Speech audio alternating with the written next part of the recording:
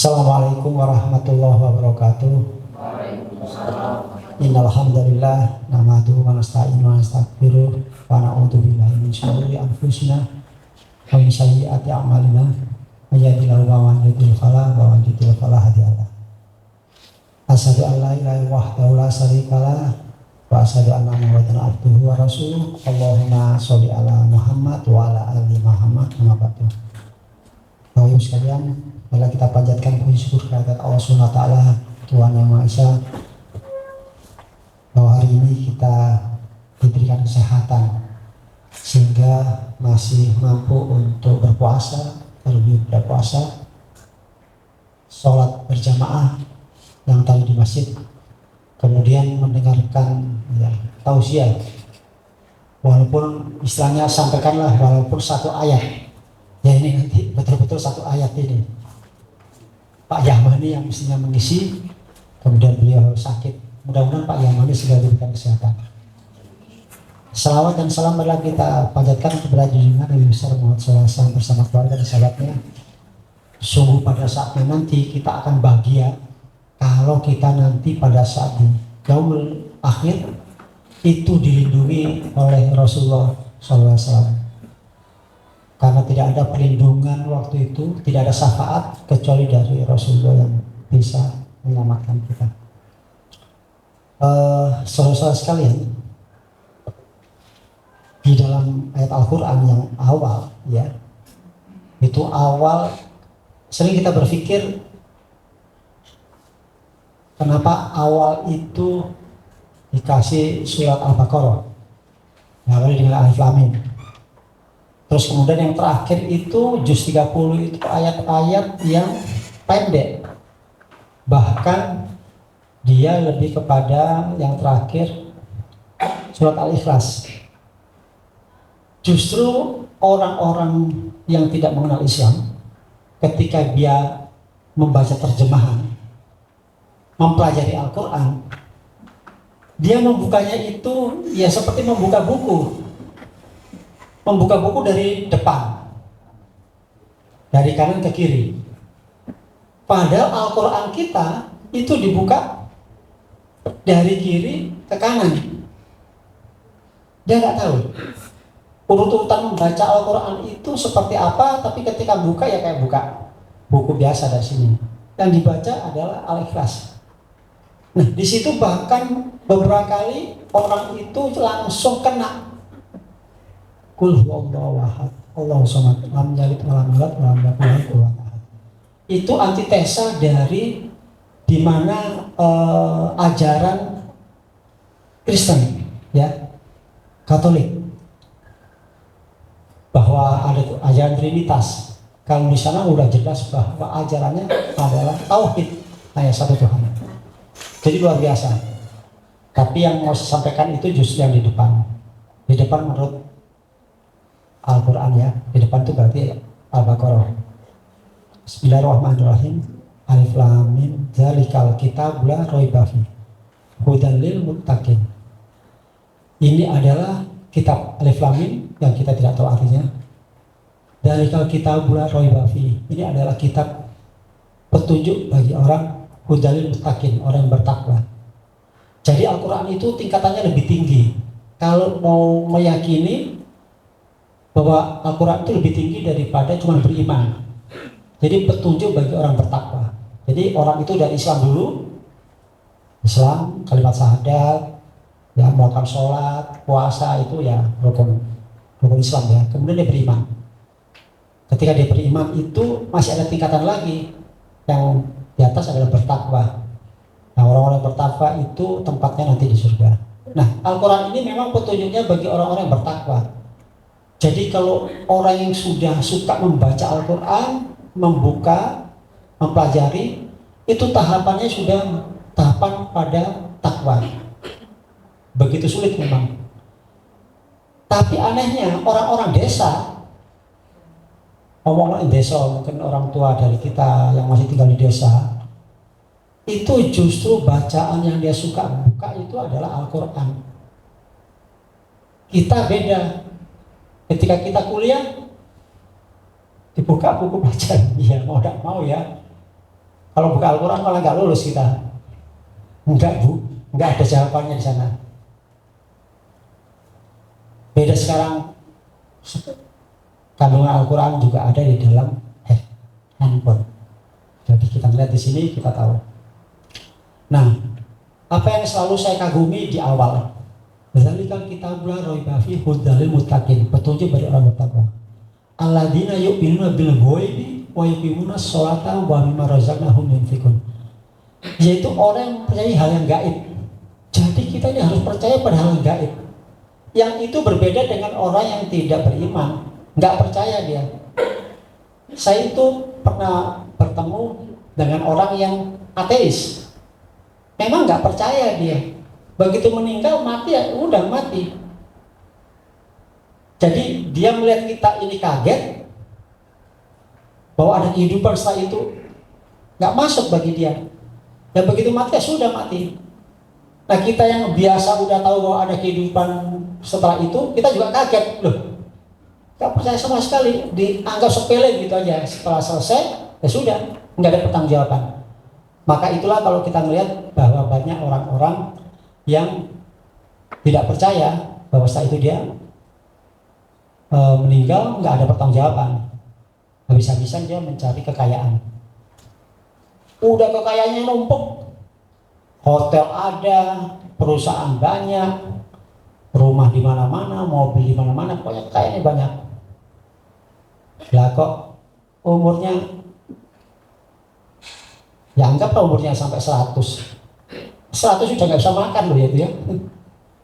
Dikasih umur 100, ya Allah kasihan sekali itu, nggak bisa makan malah. Ya repot, banyak yang di rumah sakit. Toh kekayaan sekian banyak ditinggal. Katanya hanya ada 3 yang ketika meninggal itu ada yang ikut di pemakaman kita. Keluarga, apalagi itu hartanya, kadang-kadang kan hartanya dimasukkan ke dalam kuburan. Kemudian amal ibadahnya. Nah yang bisa diterima itu hanyalah ada amal ibadahnya. Mudah-mudahan apa yang kita lakukan sekarang adalah terkait dengan amal ibadah. Ya. Tentang mutlil mutakin alladzina yu'minuna bil ghaibi wa yuqimuna sholata wa mimma razaqnahum yunfiqun, yaitu orang-orang yang percaya pada yang gaib. Gaib itu terkait dengan adanya surga dan neraka. Bayangkan Bapak Ibu, mana ada yang percaya surga dan neraka. Makanya ajaran ketahuitan ini mereka nggak masuk. Masa ada kehidupan setelah itu? Mereka dijanjikan surga. Wah, bisa-bisa sekarang ini paling sulit Islam berkembang. Mereka nggak mau janji. Yang perlu di depan bukti. Nah, misalnya kalau kita baru saja ya pemilihan legislatif itu, nggak ada yang cuma janji itu. Nanti saya janjikan saya belikan sapi gitu, nggak ada. Walaupun macam-macam, nanti kalau saya masuk saya belikan ini, saya belikan, saya kasih ini, saya ini, nggak ada yang percaya. Ya karena dia memang nggak percaya. Tapi kalau Allah mengatakan janjinya, kalau mereka beriman, bertakwa, janjinya adalah mereka akan kekal di surga. Sebaliknya kekal di neraka. Nah saya selalu begini, nggak apa-apa di neraka cuma sebentar. Jangan pernah berbicara nggak apa-apa di neraka sebentar. Sakit cuma sehari aja, sakit gigi itu udah cerita kemana-mana. Waduh ini macam-macam sakit gigi padahal cuma sehari 2 hari misalnya. Ini neraka. Jadi jangan pernah sepelekan minta, jangan pernah diminta. Orang kita punya moyang kita yang pertama Adam dan Hawa tempatnya di surga kok. Lah kok kita mau di neraka? Senakal-nakalnya kita sepanjang kita masih beriman ya, namanya juga manusia bukan malaikat. Kayak malaikat nggak ada salahnya, lurus saja benar. Tapi kalau manusia itu kadang ya salah, kadang ya salah. Orang-orang hebat itu semua punya salah. Terus gak apa-apa lah ngomongin rokok paling sediluk kok dianu, sediluk rokok. Di dunia saja kalau sakit itu Sakit apa lagi yang kita itu teriaknya sampai WA itu kedengaran seluruh dunia itu. Dia kalau itu komentarnya masukkan ke WA, sakit ini, cerita macam-macam. Tapi kalau mau tahu bagaimana sakitnya orang yang tahan itu, yang dunia itu kagum sekarang, itu sakitnya orang Palestina, orang yang di Gaza. Itu kenapa sekarang itu di luar negeri itu sampai dia bertanya, agama apa seperti ini?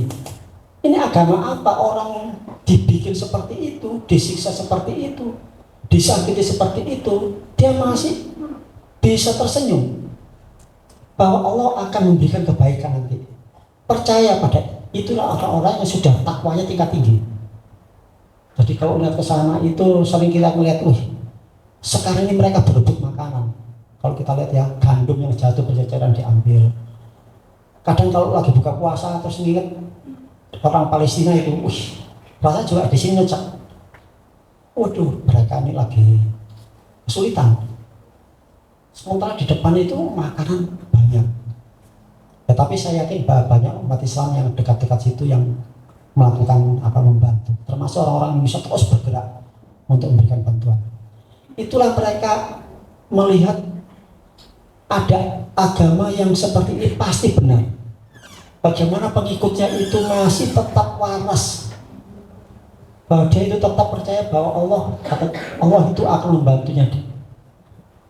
Jadi itulah orang-orang yang bertakwa, orang yang percaya pada gaib, yang melakukan sholat dan menafkahkan rezekinya.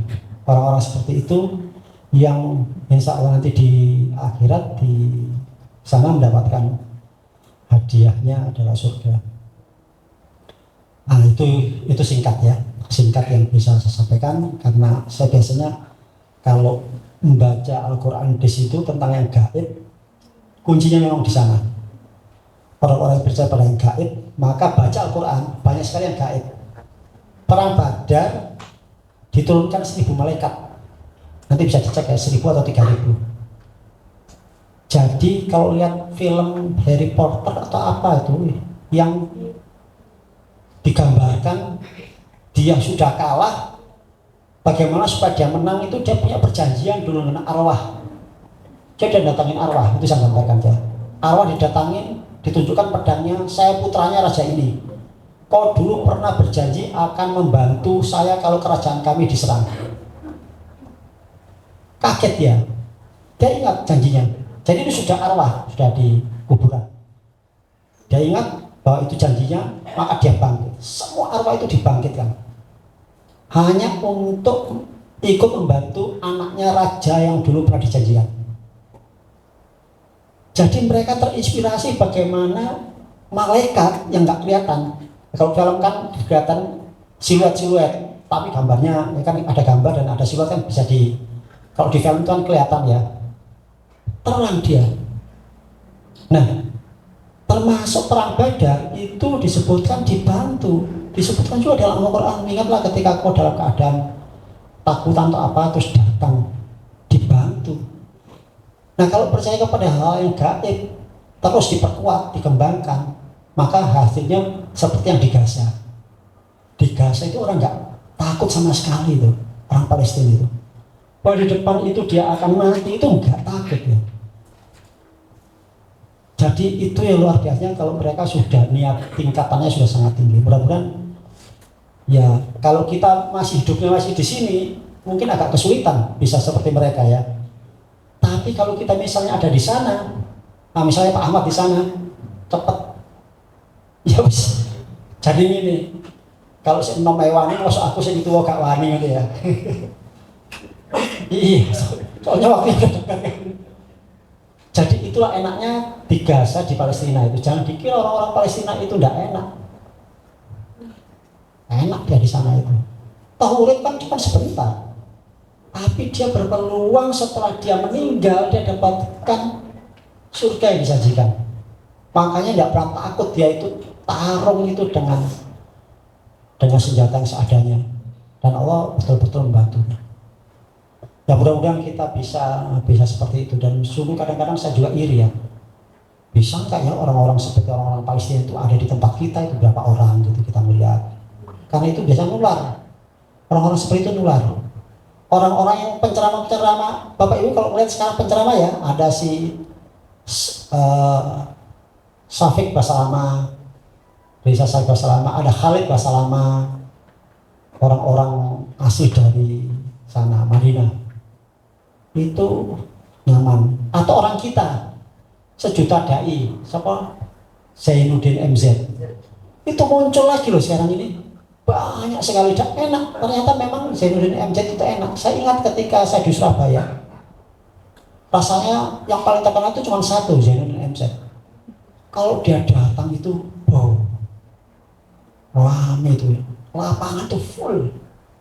Memang kalau didengarkan sekarang, enak, nyaman, masih relevan dengan kondisi sekarang.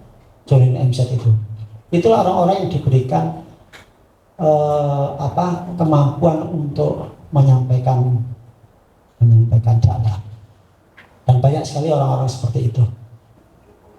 Ya, kita sungguh senang karena sekarang dakwah terbagus pun kita bisa mendengarkan lewat ini. Setidaknya itu yang saya sampaikan untuk menyampaikan walaupun satu ayat dan teman-temannya tadi. Saya rasa itu aja ya. Assalamualaikum warahmatullahi wabarakatuh.